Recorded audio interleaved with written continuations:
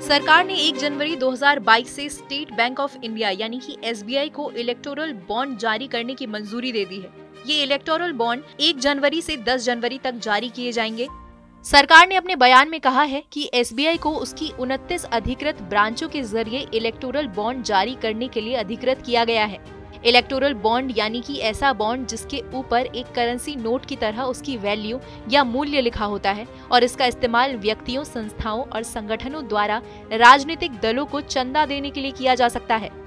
तो आज के नोदिस के वीडियो में हम आपको इलेक्टोरल बॉन्ड से जुड़ी हर छोटी बड़ी जानकारी देंगे, साथ ही बताएंगे कि ये जरूरी क्यों है। बस आप वीडियो के आखिर तक बने रहिए हमारे साथ। सबसे पहले जानते हैं कि इलेक्टोरल बॉन्ड क्या होता है। दरअसल इलेक्टोरल बॉन्ड की शुरुआत सरकार ने साल 2018 में की थी।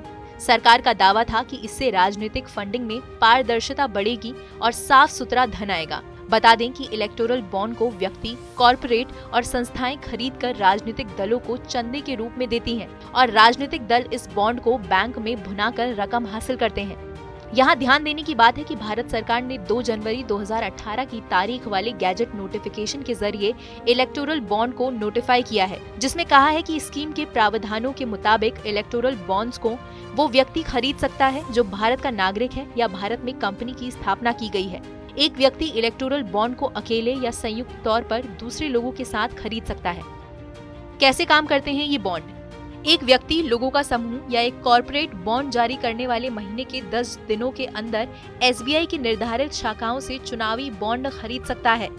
जारी होने की तिथि से 15 दिनों की वैधता वाले बॉन्ड 1000 रुपए, 10,000 रुपए, 1 लाख रुपए, 10 लाख रुपए और 1 करोड़ रुपए के मल्टीपल्स में जारी किए जाते हैं। ये बॉन्ड नगद में नहीं खरीदे जा सकते और खरीदार को बैंक में केवाईसी फॉर्म जमा करना होता है। जिनके खाते का केवाईसी वेरीफाइड होगा, केवल वही चुनावी बॉन्ड खरीद सकते हैं। वहीं इन बॉन्ड को चंदा देने वाले लोग अपनी पसंद की पार्टी के बॉन्ड खरीदने के 15 दिन के अंदर देना होगा।